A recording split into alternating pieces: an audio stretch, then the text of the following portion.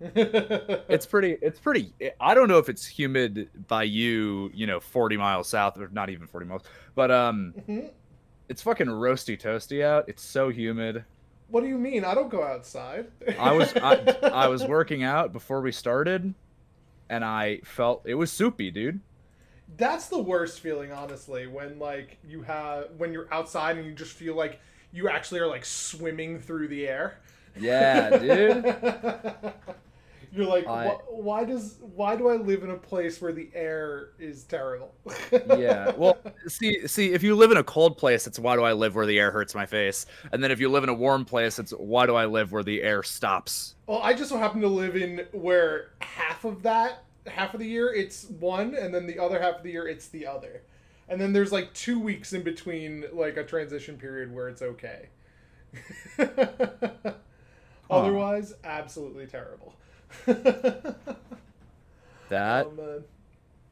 is awful. Yeah, no, it's terrible. I remember walking to class one day, and I had my breath was literally like condensing and then freezing on my beard, and I What the was like, fuck?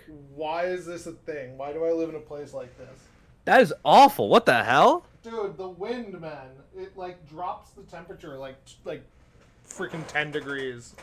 Yeah. It's I mean, I like the cold. But that's awful. Like I have like very fond memories of like, going out to Montana and like seeing family who live out there and like going skiing on like these like fucking monumental mountains, and it's just free, and I'm like 7 years old, freezing my ass off, could not be happier.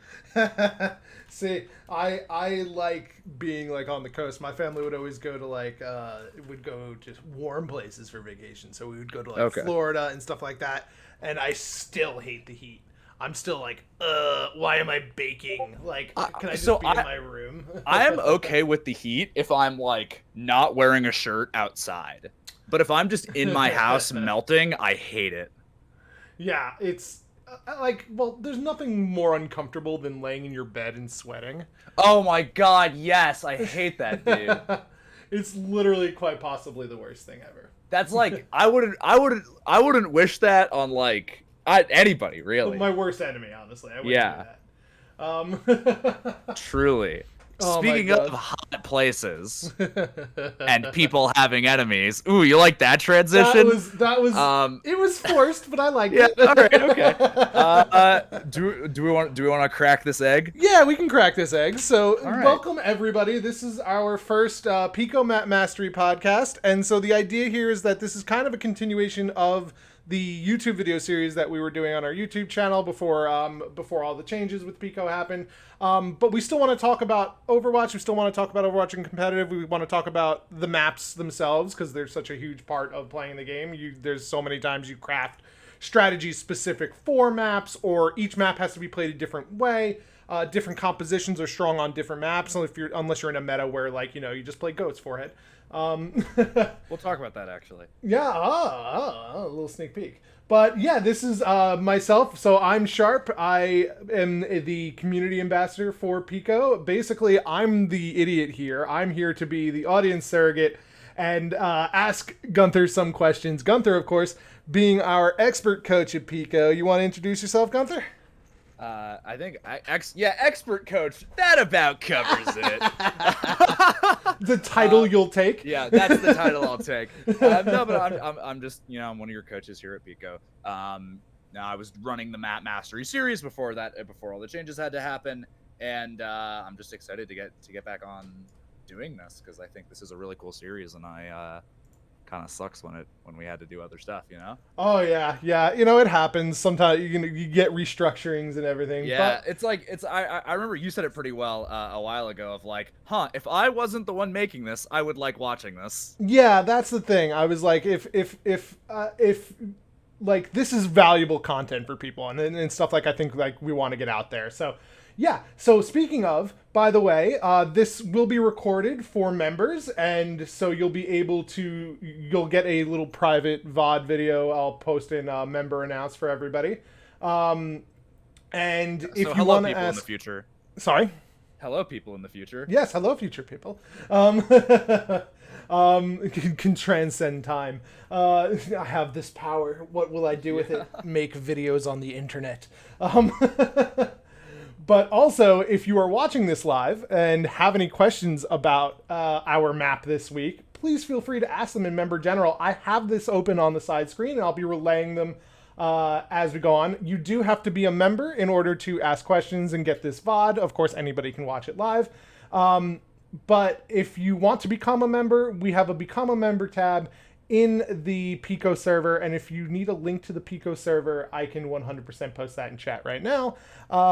But we'll get that going in the future. So what is our map this week, Gunther, if people can't read? This week we are speaking about Rialto. Rialto? Rialto. Sure, we're gonna go with Rialto. It's Italian, so I mean say it with the Italian accent. I fucking love this map. Ah, do you? Okay, why do you like this map so much? So a lot of people don't like it because it's one of I feel like a lot of people don't like the newer maps just because you don't have the same kind of time to get used to it, right? It doesn't feel as classic. But I love Rialto because it gives me a lot of King's Row vibes with a second level of verticality to it that I really, really like. That is true. Kings Row is a fairly like low ground map. There is, of course, that like the high area on Streets phase and like some like ledges and stuff like that. But more often than not, it's a fairly linear map, and this does have a lot more high grounds, which will and this map is difficult to play in some scenarios, but I like it because it has those challenges. It's like Gibraltar is my favorite map because it adds in a lot of challenges, and a lot of people don't like Gibraltar because it's a challenging map to play, and it's bullshit. People stand on top of shuttle and shoot you, and it's like. Yeah, that's fair, but like you shouldn't have gotten there in the first place. Is usually my argument. But and for Rialto, it gets roughly similar. We'll be talking about that when we get to second point. Yeah. So do you want to hop on into the server and start taking a look? Let's hop in. I'm sitting right now. Why does it place you there? Great question. Weird place to start the spectator cam, but all right, yeah. So we're just going to be basically flying around this map, talking about it a little bit, and of course, this is the beginning aspect. My favorite part is a Lucio player. So I actually want to. I have a little anecdote. I remember before, getting into this and talking about first point.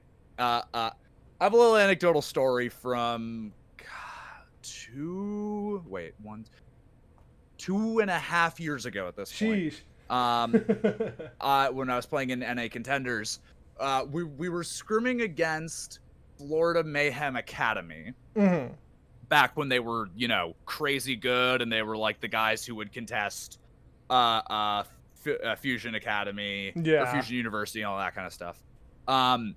In which we got full held on this point because this was goats versus goats.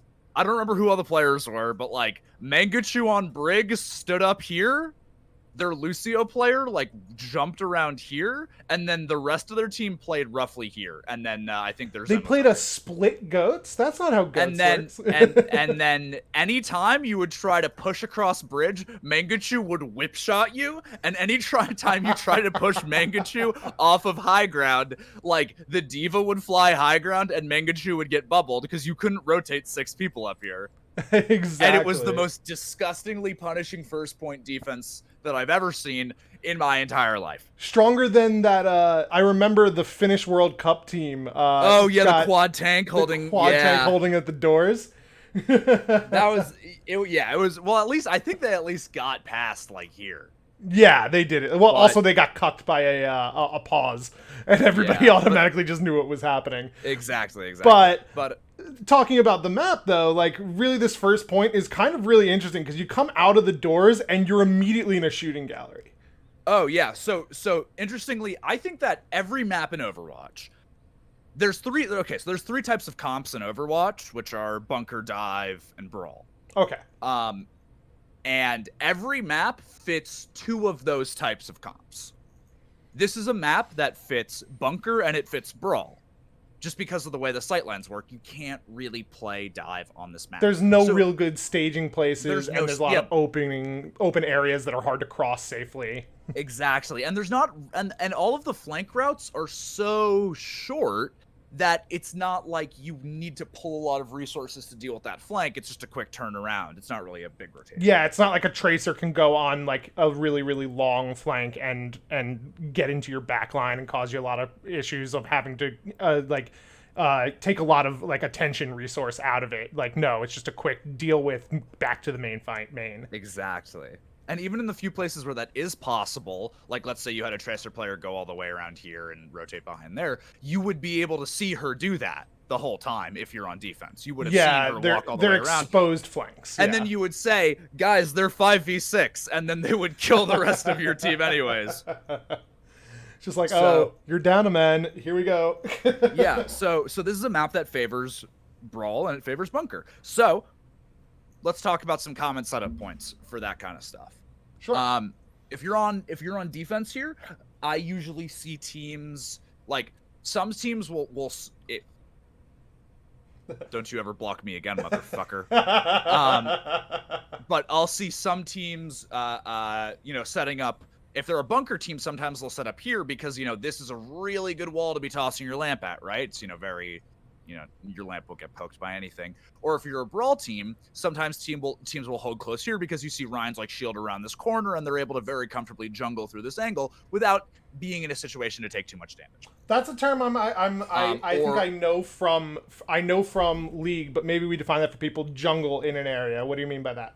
Jungling in an area is your personal ability to stay alive through use of geometry. Okay. So that's consistently peeking a corner, jumping around angles, dodging shots because you can, use a certain pillar that's somewhere, or even more so, say I'm a tracer on the back line. If I was jungling around here while I have this health pack, I have a lot of cover I can play around. I never need to go anywhere else. Yeah. Okay, cool. So it's not a super commonly used term. Comes from League, right? For where the jungler is obscured compared to the lane players. One of my old teammates used it, and I was like, that's a really good way to describe it. So especially if you know League, which I feel like a lot of people who are gamers know at least a little bit about League. Isn't that 5 versus 5 game where everybody types slurs in all chat? You mean Overwatch 2? Oh, fuck.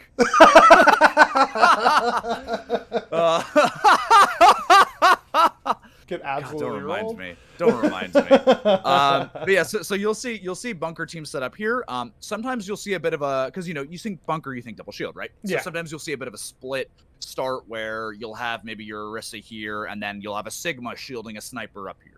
Or I feel like you can't do a double shield stack on this on high ground because they'll just push it by you underneath, right? Exactly. It's so common that you see teams hold on this high ground, the cart pushes up this place, and then the team up here just is forced to drop because the cart keeps moving and the cart keeps moving and the cart keeps moving, and the attacking team can hide underneath, dodge all the shots, and continue to push the cart away.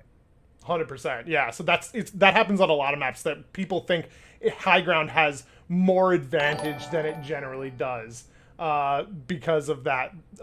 You can't contest cart from high ground a lot of the times, and so if you're trying to stack your tanks, somebody has to go touch it at some point. It is an objective-based game that I think that a lot of people forget that. And I see that a lot in my competitive games. People think that playing on top of that Grand Hotel, I'm not going to try to pronounce it. Do it. La Serenissima. All right, that was it's with an American accent. It's better than it could have been. And they just forget to drop, or they don't rotate early enough. It's similar to what happens on Dorado, where people just don't rotate off that high ground fast enough after the second time. And then the cart gets through that first choke, and it's like, well, fuck me. Yeah. Now they're practically at the end of the map, right? Yeah, exactly. And so I think on this first point, we see a lot of people who you can take a lot of spam trying to get across that bridge because there's not a lot of natural cover. And so the goal for the attacking team is generally to get the cart into that first around that first curve.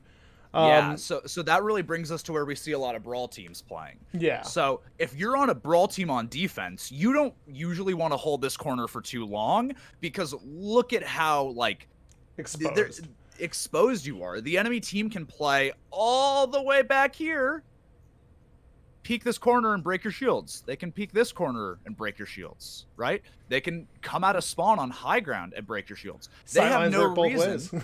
Yeah, exactly, right? Yeah. They have no reason to get so close to you. So you'll often see a lot of Brawl teams, starting here, poking from here, and then they fall back to here and they hold cart at this corner. And that corner is so strong. This is the corner. Yeah. I feel like every map is every point at least on every map is defined by one big feature. And on Rialto, on first point, I feel like this corner is where that is what makes or breaks this point. And so why is it so strong? So, I'm glad you asked. The flank angles are hard to push. So if you're an attacking team and you wanted to flank all the way around here, and you wanted to flank a team here, and this doesn't work, you can't just rejoin your team, right? Yeah. This is such a long rotation that either you're committing to being here, where you're potentially isolated from your team, or you're doing nothing. Sure. That's what happens with this flank angle. This flank angle from high ground, if somebody on the enemy team is flanking up here and trying to go through here, well, then they're just right here and you can see them. It's a very short flank, like you were saying before, yeah. If somebody wants to flank all the way around from here, this is once again a really, really long flank. And if the enemy team wants to walk through high ground and they're not pushing cart, then you as the defending team can just stand under them. Yeah. You can just flip the map, exactly. So, it's basically playing a game of keep away while contesting the cart on that corner. Exactly. You see teams rotate all the way. You'll see like one Brawl team chasing another Brawl team, just trying to catch each other out on the rotations. One team rotates through here, goes up to this high ground, while the other team is rotating and dropping to payload. The other team's up here. The other team's holding on payload. And then you just keep trying to rotate, catching somebody who's slow on the rotation, or maybe trying to go for a play and messes it up, because this point has so many, this area specifically has that kind of ring around the rosy style of gameplay to it, where you have to win the fight on this corner or you're realistically not getting cards. It's kind of like the statue on King's Row, where exactly. You can play ring around the rosy there, except here it's not a circular thing, but you can still kind of just play like a little, all right, keep them in front of us kind of thing. Yeah, and even on King's Row, if the attacking team breaks through onto point, then the fight is no longer there. Yeah. Even if you're pushing cart here, sure, you can rotate the fight wherever you want, but you still have to push that cart. Yeah, exactly. So many fights are forced here. And just because of the way the payload works, it takes longer for it to move around a corner and turn than it does for it to move straight. That's just distance and physics. Physics, yeah. I could get into... I'm not going to talk about that, but that's just physics. So a cart will take longer to push around this corner than it will to push, in this kind of straight line area, so the fight can happen here for longer. It's just a very nice, natural place for you to try to stall the attackers at. Exactly. And because of that... Sorry, go ahead. Yeah, so I was going to ask you, because I see a lot of people in my ranked games who, they know they need to take the fight at this corner, right? They've watched enough Overwatch, they've played enough Overwatch, that fights at this corner kind of just makes sense. And so the tanks generally know play the corner. Where do you think is really good for supports to sit on this? Because this courtyard so glad here, you asked. Yeah, this courtyard here is very exposed from high ground, from flanks, from any kind of flank. You're if you're sitting in this courtyard, you're horseshoed. And so anybody who doesn't know what that means, it means that you can be surrounded on three sides. So that's not good.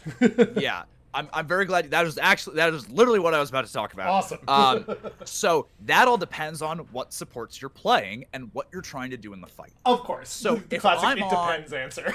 Yes. Well, but let's go through it depends. Yeah. So if let's say we're on a Brawl comp we're holding here, and we're on a Moira Lucio. Obviously, stick close to your guys, right? Push through with your guys. There, yeah. Go together, right? Yeah. Or if you are on a you realistically wouldn't be playing a lot of Brig here, maybe when we get to Bunker. But if you're on a Bath Lucio, that's another situation where you could start here.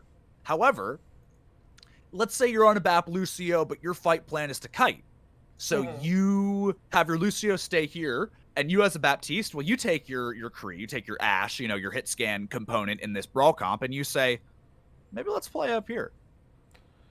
Yeah, because it Maybe keeps let's your watch sight over lines, fight. keeps you in the fight, but also is a safer position where you're really isolating a flank to kind of one side, and you get the nice scout on that long flank.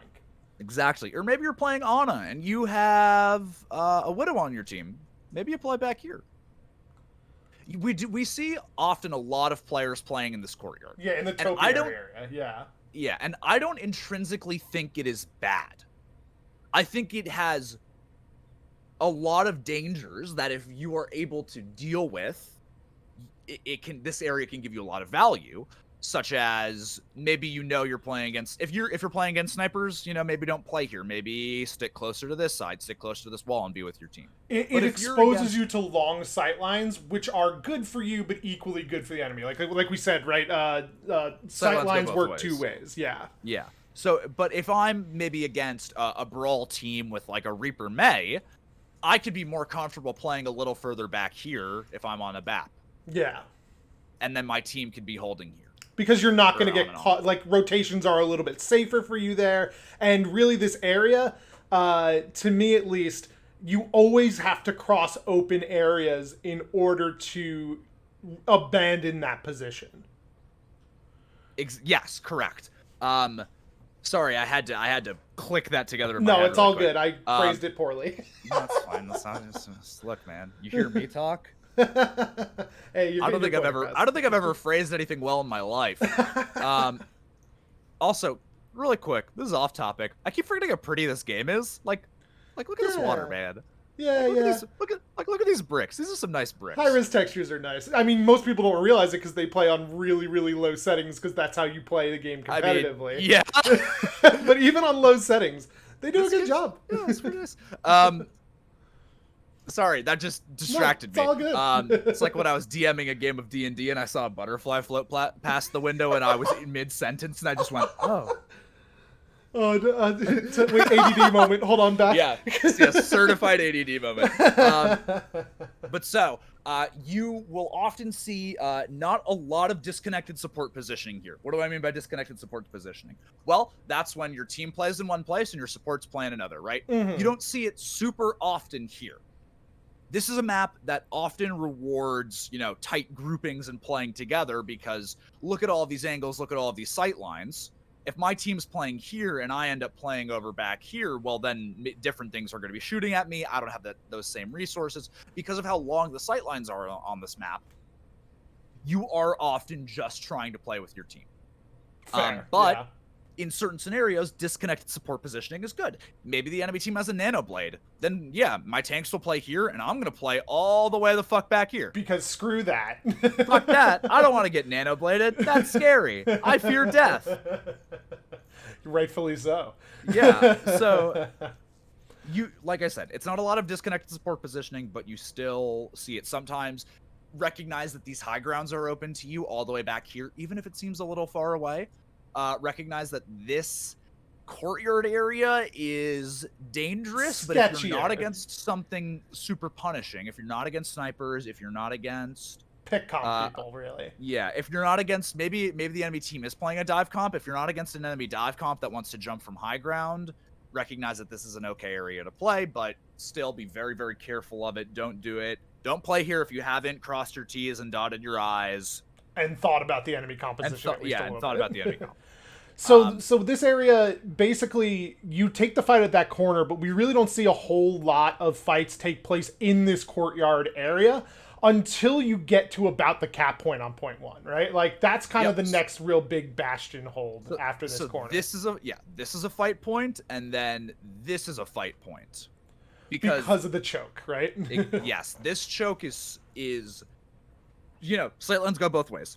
This choke is a blessing and a curse for the defensive team. If the defense team is able to be together in, this area, right? Let's say that if you have, it's really, these two pillar wall areas, right? Yeah. If the defense team has control of here, you're happy. If the defense team has control of here, you're sad. Not. because those side room areas are very safe places where you can contest cart. You can push the cart in from there, right? So you as the defenders have to be consistently further up so that they can't get in. But if you have control of this kind of the in-between of the two walls, it makes it so that you have that kind of zugzwang word, yeah. Exactly. And the one more part of it is sightlines go both ways. If I'm the defending team and I have control of this corner, well, then I can peek out here for free, right? We can shoot out from here. Yeah. But if I only have control of this corner, well, that means the attacking team is going to be able to see me on this bridge. And this bridge is not a good place to be. I'm sure all of you in your ranked games can attest that this is a dangerous place to be standing. Yeah, it's unfortunately someplace bridge. you have to cross, though. So, like, you can either play long range, like, say you're an Ana, you can, like, head up to that high ground and heal your tanks from there. And because it's a curved bridge, you can use a little bit of natural cover, but as soon as they get you, you're out in the open. Exactly. And something you mentioned there, which I don't actually see super often, is choosing to play up here. Mm-hmm.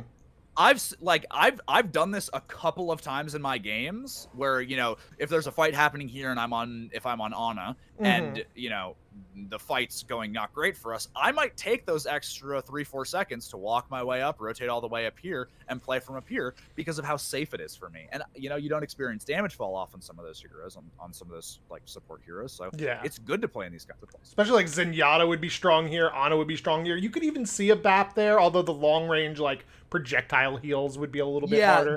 Because of the nerf to his AoE healing on the right click, it's a little bit harder. It's a little bit harder, yeah. But you know, if you're a god gamer, then you're a god gamer, man. Live your life. Do your thing. But that brings us to, remember how I mentioned that whole watch point Gibraltar second point thing? Yeah. Well, rotating into the second point area, haha, you little rot, I'm so funny. You see how this is a sight line that I'm sure everyone has gotten stuck on. It's like second point, watch point Gibraltar, right? If you don't make it past this area and make it, you know, through here and you can start taking the fight here, if the enemy team is able to take control of this high ground, then crossing this bridge is really, really freaking dangerous. Yeah, it's something you don't see very often because usually if a team wins the fight convincingly enough on the first point capture, they can usually get it across before the team is going to respawn. And a lot of times you'll see teams push up to here. Yeah. Because, that's the corner. From, like, my understanding of this map, that is the corner. Like, that high ground on top of the stairs, you want to control that. You want... Tintoretto. All right. Yeah! But what the fuck is with all these random signs, by the way? I don't get it. But, yeah, so you're 100% correct. Like, this area is to this point what... God, I really wish you could sprint faster in spectator. Jesus Christ. What this corner is to first point. It's that same kind of massive control area. But really quick, talk about this huge first sight line. How do you think you crack this nut? Just ideas, Sharp. Ideas, like, I mean, you can try to, like, out-widow them or out-long range them, but their sightlines are better. The other thing that crosses my mind is, say, screw the point, we're going to get across this as fast as possible and take the fight not here. But you could also just try to use the cart for some natural cover, get it across. Those are just some ideas, but I think you possibly have a better one. I think the second idea that you had was closest to correct. Okay. If the cart's on this bridge, screw the cart. You're not winning this fight. Yeah. You're just not. It's an uphill battle, literally. Is holding control of this high ground, and you are trying to push this cart across bridge, you're not winning that. Mm-hmm. So it's super valid to, if you're on a bunker comp, maybe have one of your tanks go to point and then have another tank, maybe shielding a sniper out of this high ground. Mm-hmm. If you are on double shield, I have seen teams, throw their, put their Sigma shield up here as they walk across and just juggle cooldowns well, but that's very, very dangerous to do. Mm-hmm. It's leaving you exposed. But if you're on a brawl comp, yeah, fuck it. Amp across this bridge, fight them. Yeah. Take the fight elsewhere, push the cart when you've won the fight. Exactly. Win fight, then push cart. This goes for every single map type. It's a weird thing to explain to people because a lot of people don't get it. It's like, well, you need to push payload to win the game. Objectively speaking, that is correct. Mm-hmm. However, step 1 is win fight. Step 2 is win game. Yes. Although don't C9. Also true. It's one of those things like it's a necessary but not sufficient condition to win the fight. Yes, of course. So, rotate across this bridge, take a fight on this high ground, maybe bait the enemy team into dropping somehow and then flip the map on them. You take control of the high ground. But if your cart is stuck, somewhere in this area, don't try to push the cart, just try to win the fight. Yeah, that makes sense. 100%. And this is another one of those points, and we'll keep going really quickly, but this is another one of those points where it's okay to use a few extra ults to win this if you're an attacking team or a defending team to hold it. Because it's such a punishing choke. It's so punishing, exactly. You're like, get us out of here, make sure we're out of here. Not like a just win a fight and be super efficient. It's just like, no, we need to make sure that we used Nano Blade and got 2 kills. I'm gonna use Grav. I just really want to win this. Right? Yeah. That's like, totally okay. fine thought processes to have. That is super okay to do here. And that being said, try not to commit 6 ults to a fight here because guys are winnable. But it is intrinsically better to have used and not need than to need and not have used. Yes, yeah. One has consequences, the other one has implications. Ooh, that was heavy. But yeah, so this is once again one of those points where the only kind of disconnected backline positioning you would see is if, maybe if you're on a brawl comp, your tank line drops and then your supports stay up here. Or you don't see a lot of disconnected positioning here.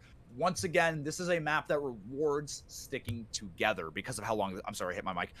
This is a map that rewards sticking together because of how long the sightlines are. Yeah. You don't really see a lot of people playing over here at all. And if the cart has gotten all the way up to here and you're just now contesting it under this bridge, well, something has probably gone wrong. Yeah, you probably want to wait a few extra seconds, control that high ground, and then the next corner here. Let's talk about it. Yeah, let's talk about this one because I've seen people just completely ignore cart and fight like this high ground is the point. This is the corner. Yeah. That because corner.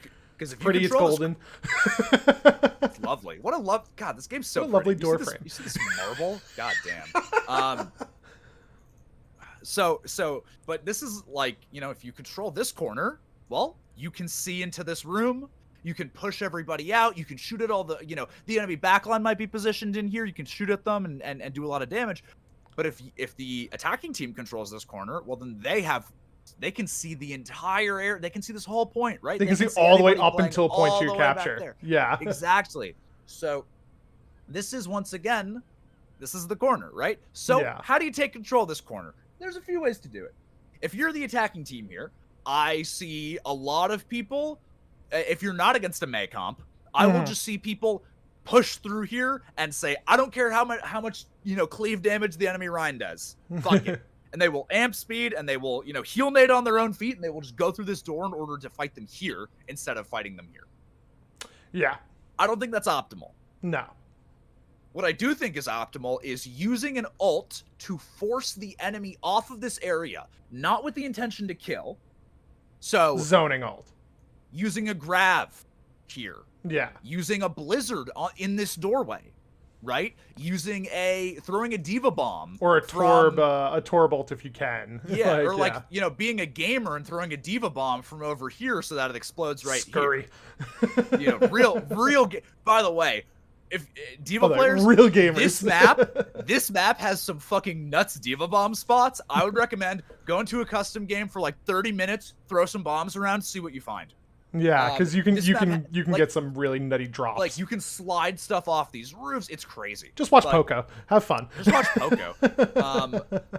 But yeah, so this is an area that you will actually use a zoning ult to take control of, because if you're an attacking team and you push out of here, well, now I can see everything across here, and then you can win fight and push cart. Yeah. Yeah, because like I don't see a lot of, like I said, I don't see a lot of fights in between like bridge and this corner.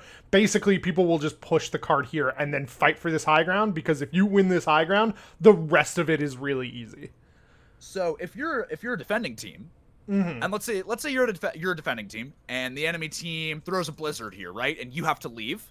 How do you think you retake this fight? How do you retake the fight at that top corner there?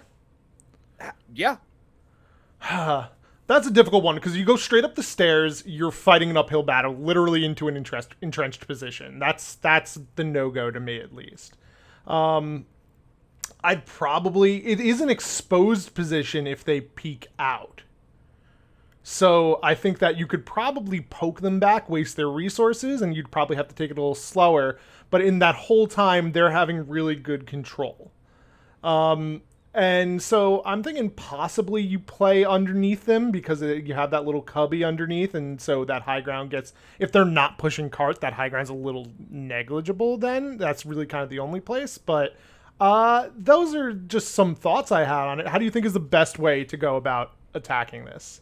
So it was a bit of a trick question. There is no best way. Okay. They all suck.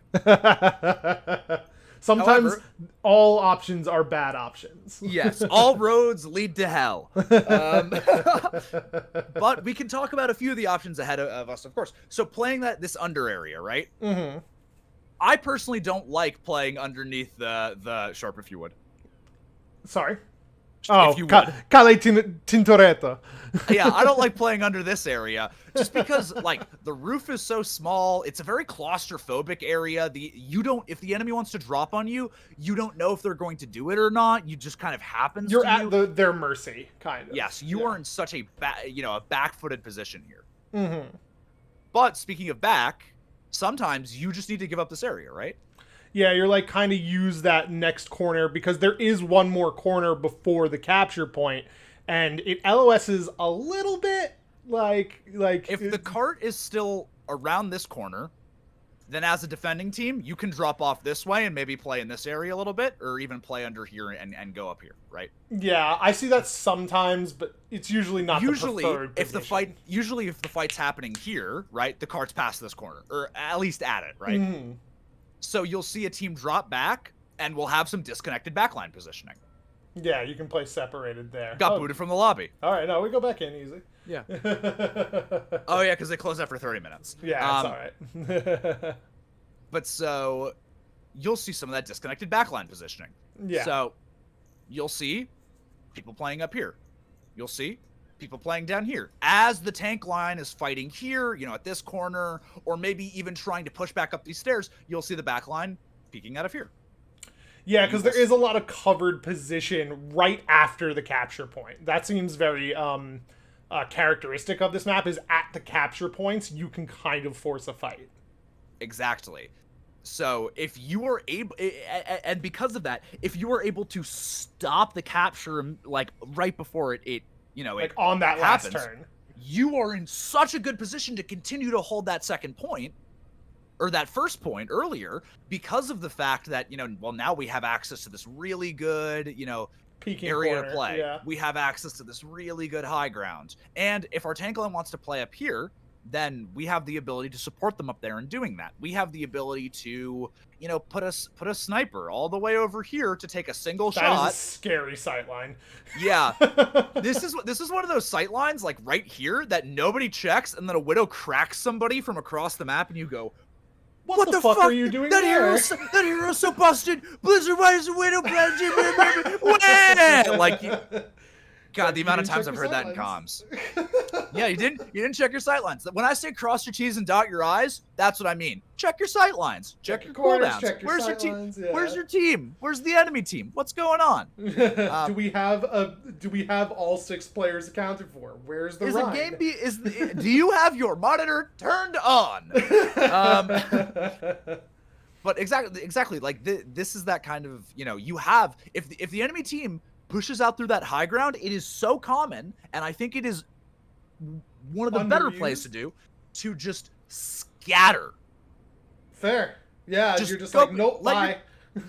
Go have your backline come back here, or over here, or over here. like scatter, make the enemy hit scan damage have to deal with fall off range, right? Yeah, it's deceptively long range here. Yeah, sightlines go both ways. Make the enemy tank line walk all the way if they want to get to cart. Well, you have these super long sightlines to be shooting them from.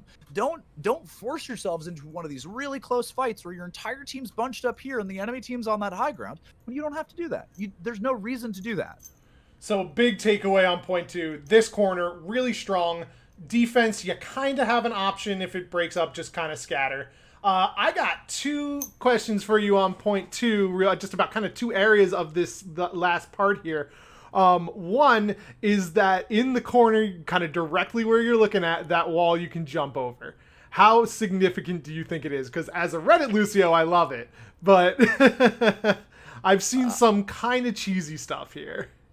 So that last part you said is exactly it. You can do some cheesy stuff here. Yeah. Realistically, if you know you're against a gremlin player, I would maybe be ready for a Pharah to conk over here in Barrage or a Lucio to do something from here. But I don't realistically think it's not something you should worry about all the time. This is not something you need to worry about.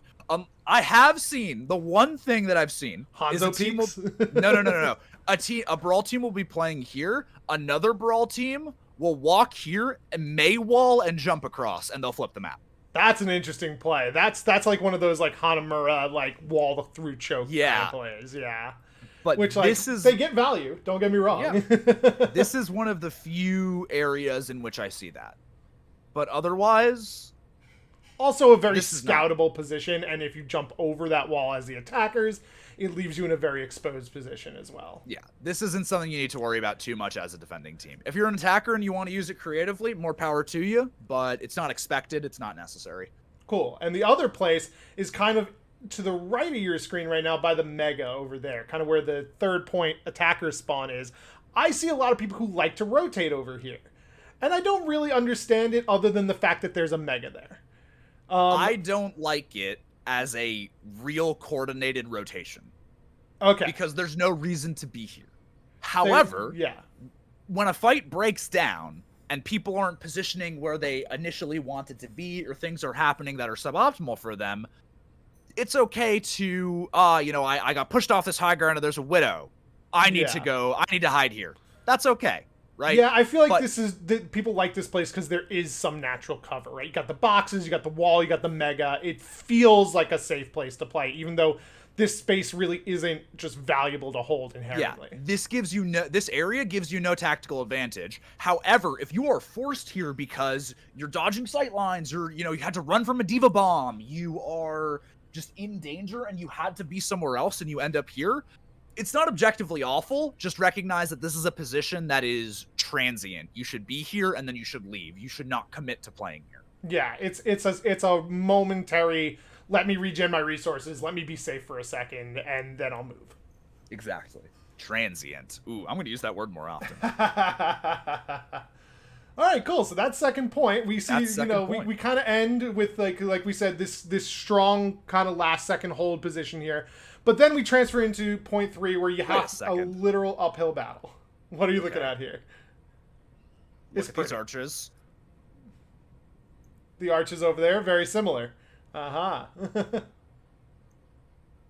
Okay, this one's a little wider. Yeah, just a little bit.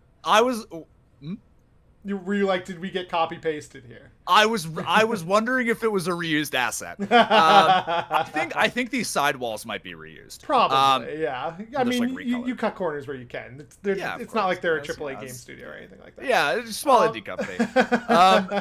But yeah, you're 100% correct, Sharp, in terms of, you have this little area to fight at right after point. It is so common on this map for a team to cap point and then the defending team to immediately come back and win a fight, right? Yeah.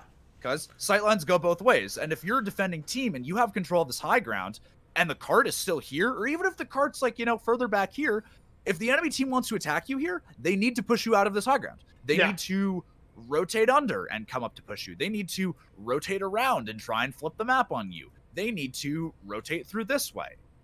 Yeah, there's a lot of kind of ways to peek and poke here, and they go both ways, right? Like if you're the attackers and you have the positioning to control this, you can very easily push it up that kind of the payload up that first like uphill section into that kind of second to last turn there.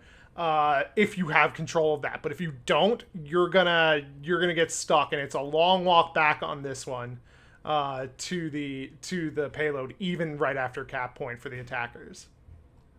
And because of that long walk, it's so, holding the sight line as a defender is so good because of how punishing it is when you die. Doubly you just so. get poked, you get picked on your way back, but you're just like not making any. You fight you start the fight, you go, guys, wait, I don't have lamp, and then somebody else gets picked. This is like it's just like right after first point where you have this super duper long sight line on bridge. Mm-hmm. Yep, it forces them to use resources to just begin the fight. And this is an area where, as an attacking team, you need to force the enemy team out of this high ground somehow. You need to rotate up through here. Push them out. To use an ult. You need to amp speed in with a high noon to try and push people away. But you cannot let the enemy team play up here, because if you let the cart push under here, then, well, they're just right here watching you. Big Dorado 1 vibes. Exactly. True. Yeah.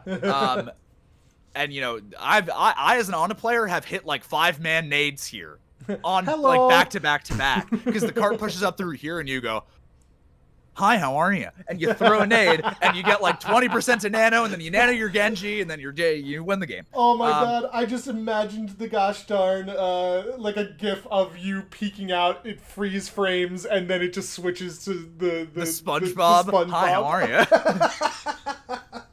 Somebody please, if there's anybody in our chat who can make that, I would pay for it 100%. Hell yeah. But so like this is, every point is areas in which you fight. It is not just the combat zone. Yeah. So you have this first area. Let's say cart gets through here. You rotate through and you push the enemy team back. Well, that brings us to corner 2. Mm-hmm. This is another one of those big corners. That corner is really strong because there's there's this kind of center area along that last turn, and you can peek that center area from like 9 different places. Yeah, a lot of short flanks.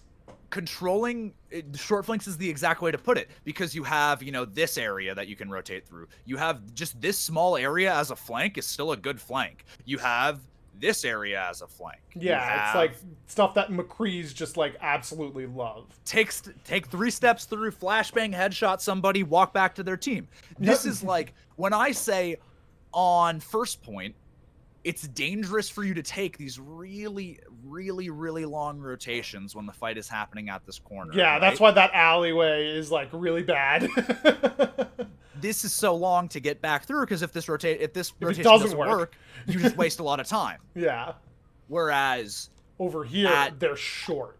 They're at third quick, point, you can poke at them and then immediately screw off. If something goes wrong, you are immediately in help range of your team. Yeah. You are immediately in range of, hi, can I have a brig pack, please, and thank you. I am dying. Can you feed me Cheeto, please? Amen. I'm on McCree on the flank. I would really appreciate a brig pack, thank you. But yeah, so this is one of those areas where it's like controlling this corner as a defending team is hard because of all these short flank angles that you can get pushed from, but sometimes holding this corner is necessary because it would allow you to retake this high ground that, puts you back to step 1, which is good because as a defense team, you want to be going back to square one. You're pushing them back, yeah. Just like, that is the objective here, guys. Yeah, so corner to corner to corner. Yeah. Let's go to here. This is very similar to this area in terms of the short flanks, because you have this room. Mm-hmm. And then, of course, the side area on the other side. You have this as well. Yeah. This little symmetrical church. I think this is a church, not a cathedral. Well, actually, we don't know. Big doors. Who knows? So, actually, here's an interesting thing I learned. The difference between a church and a cathedral is that it is a cardinal seat of power. Any church can become a cathedral as long as a cardinal is working there. Yes, that's why there's a lot of cathedrals in Italy, because they got a lot of cardinals there. Yeah, that's a cool thing that I learned recently. Interesting. I love the small distinctions. But those are the only flank routes on this, though, and so they're kind of easy to cover for the defending team if you're not full frontal focus on this kind of big choke doors. And as a defending team, sometimes having to retake this area, because that's like carts pushing through here and you have to retake, it's really dangerous to retake, because if I walk out of this doorway, I am now in view of 1, 2, 3 sightlines. Yeah. That's why it's hard to do long stalls on this map if against a coordinated team. The most you'll see is a Bastion come out and kill 2 people, and then everyone goes, winnable! It's always winnable if you yell winnable. It's always winnable. But yeah, so as an attacking team, your primary objective here is to take control of these, break through this choke area, and then try to spread out inside as much as you can to deter the enemy team, or make the enemy team just have a more difficult time pushing through. And as defenders, it's don't let them through the big doors. Don't let them through the big doors. If they are through the big doors, your retake is going to be astronomically more difficult than if they were not in the big doors, because it opens up so many sight lines for the attacking team. And of course, the idea here being that on payload maps, traditionally, space behind the payload is easier for the defenders to control, and space in front of the payload is easy for attackers to control, because of that kind of inherent objective bias of the space. Yeah, correct. That was really well worded. I do my best. It shows. Good job. But if there's any questions, I'm happy to move to those. And otherwise, that's really all I had to say about Overwatch. Well, at least about this match, this map today. No, that's it. I'm done. You're done with Overwatch forever? Done with Overwatch. That's it. Darn. One map mastery podcast. That's it.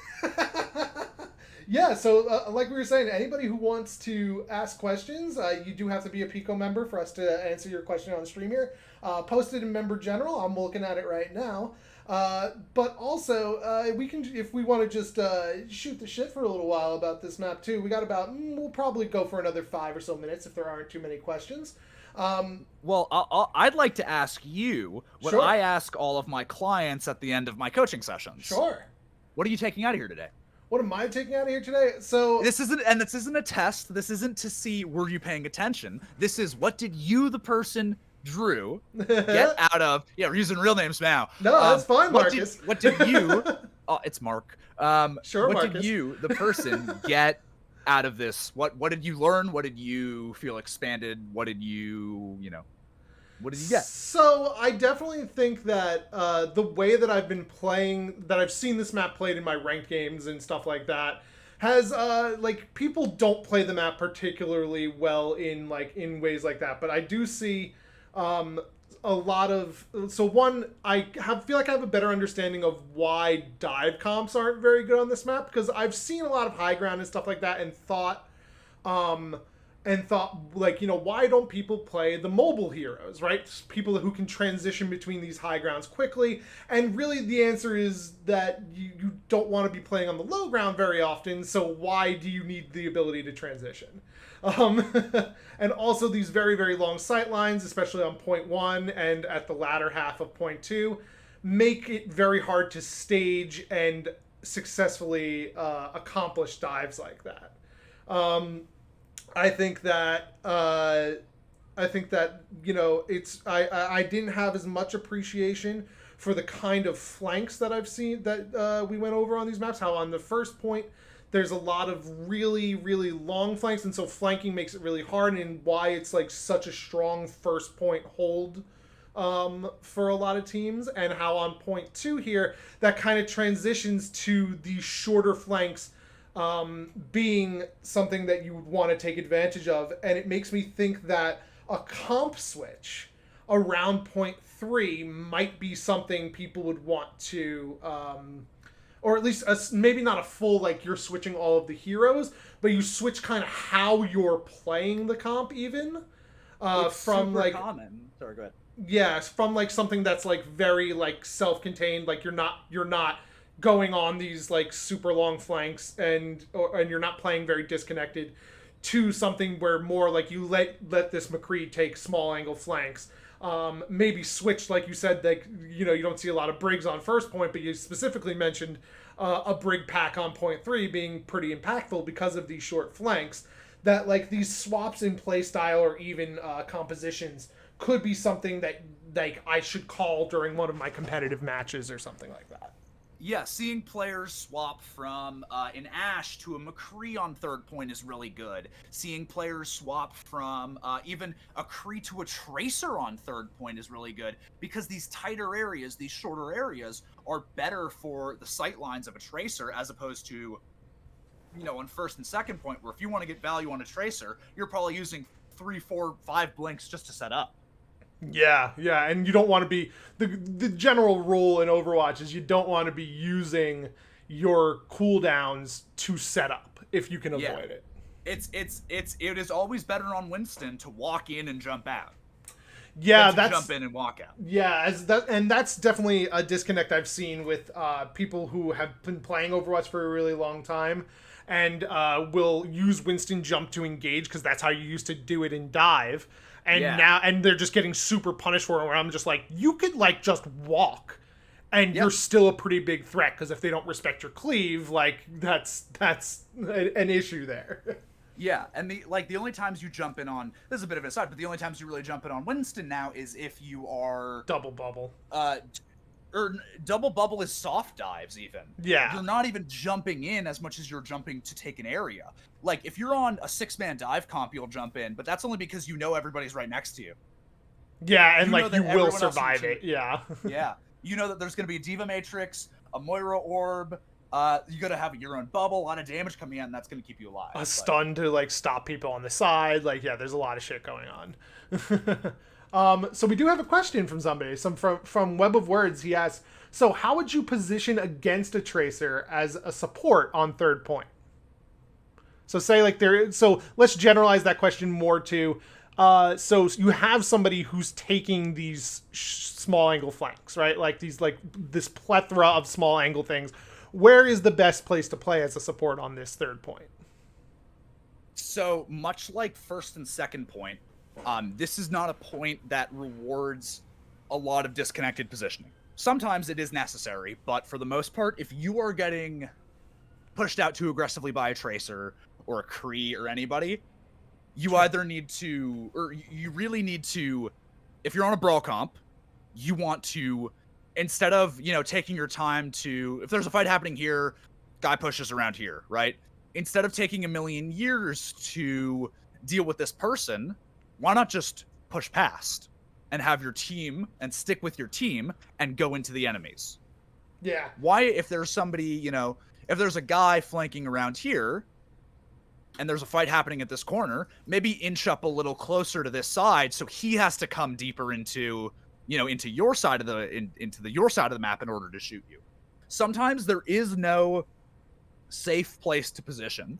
So the best place you can position is the position that is worst for the enemy team. It is the position that makes them play in the worst location. So you getting deeper choked up onto this, well, then he has to come even further out in order to shoot you, in which case he's vulnerable. That makes sense. Yeah. So it's basically force them to take more time on these flanks than they want to. Yes. That is safe for them to do. That makes a lot of sense, and I think that's a good. That goes for everywhere. Yeah, that's a general rule. If there's no good place to play, make your location bad for the enemy. Yeah, they I see, general, there's two kinds of Ana healing type of gameplays. There's the I hip fire inside my team kind of gameplay, and then there's the sniper Ana. And I feel like sniper Ana generally, when you have the ability to play disconnected, is the safer and more effective way to play. But also your Ana anti-grenade, you need to be able to like go on flanks and stuff like that. So like this map would have people be rewarded for playing closer to their team and kind of being more that like hip fire, like quick scoping like movement kind of Ana. And Zen, you'd want to still be with your team, kind of play like a more like GOAT style of Zen, where you're playing like in your brawl as opposed to like I have. You should be playing Zen sightlines. and brawl, but yeah. Well, yeah, or double shield. Sorry. I'm just like, you know, Zen on this map, I also feel like wouldn't be particularly strong. But, you know, I see a lot of Anas on this map because of that ability to be on high grounds and throw huge anti-nades. And anti-nade just being so strong to deny healing, especially in a brawl where basically brawl's going to sit on point and not die, or sit on an objective and just not die. That anti-nade forces them to back up or die. Yes. Oh, do we have any more questions? If you guys for sure have it. So Webward says, so deal with it later sometimes and then make them come into more of your team. Yeah, that's basically the idea. So it's like prolong that flank for them, make their positioning worse inherently by your positioning. So yeah, when flanks are strong, supports have to have better positioning. When flanks aren't as strong, you can kind of play in a little bit more of a safe position. Yeah. That's really good way to word it. And so yeah, so I think that it has been about an hour at this point, so I think we're gonna wrap this on up. Just to remind everybody, so there will be a VOD available specifically for members. I think that I'll probably keep it as a member-only, like, kind of private VOD, where you'll have a link to it. I'll post it in the PECO Overwatch server. I believe I put that Discord link there, but I'll repost it before we turn off stream. And then maybe after a couple of weeks, I'll unprivate it so that everybody can share it. We can get some traction on it, get some hype out there. But I do want to keep this as a member perk for the VOD for at least a little while. I have been seeing everybody, on a personal note, seeing everybody following and doing all that kind of stuff. Thank you guys so much. We're going to keep doing this on my channel for the time being until we decide there's a better way to do it. But I kind of like the way that this went for the first part. I think that we had a really kind of interesting description of the map and like going over how the map specifically lends to strong compositions and strong sightlines, and it's stuff that I think is kind of that next level thinking in Overwatch, right? There's the understanding what your hero does, understanding how your hero plays in a composition, and then there's understanding how a composition will play on a map and control you go from space. Like that first level of thinking to that second level of thinking, and that's what we're here to try and start. Yes. And so Halogen said it's autosave. The VOD will be autosaved to my Twitch. That is correct. I'm going to unpublish the VOD, download it, and then upload it to YouTube so that everybody can see it. So it'll be available. I'll keep it available until I can get it downloaded and uploaded. But as soon as that's done, you'll see the Twitch VOD go unpublished, and I'll post a link for everybody in the PECO member channel. So I am going to right now post that Discord link so that if you want to, if you're finding this very randomly that you're not a PECO member, please come on and join us. Even if you just want to hang out in the non-premiums, the freemium section, if you will, and go ahead and just hang out with us, talk Overwatch. I think it's an awesome community, but of course I will try to convince you to join our membership program. It's $5 a month. And we do a lot of really kind of cool, fun events. We do pugs. We do stuff like this where we have Q&A with some like really interesting people. We have Tickety, Gunther, Deadly, all these high-ranked players, highly regarded coaches. They really know their stuff. I think it's really worth the membership to even just talk to them and interact with them a little more.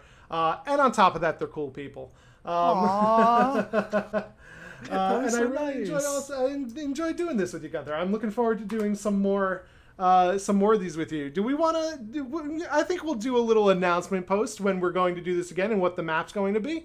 We're not going to redo Kings Row and Route 66 because those were already done. We'll probably be looking to do another one like we're once every couple of weeks. Yeah. This isn't going to be a weekly thing, but something that we feel like will interject a lot of value to the membership program, to the community, for you guys to learn more about Overwatch, because that's what PECO is 100% about, right?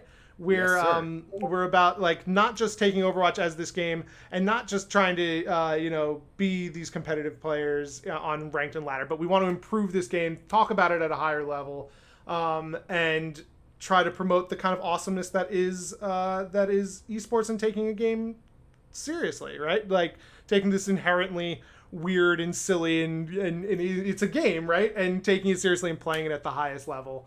And the rewarding aspects that can come out of that, right? Like, Yes, sir. there's so much more to just like I hopped on and played a few games of quick play that you can get out of this. So yeah, come join us. Thank you for doing this with me, Gunther. Thank you And for having me. looking forward to do it again, man. Oh, whoa. And if you want coaching from Gunther himself, a little one-on-one or possibly long-term stuff, Join the server and you'll find the. join the server, esportscoaching.org if you want to go there. It's a really fun time. But thank you guys for watching, and have a good night, everybody. See ya.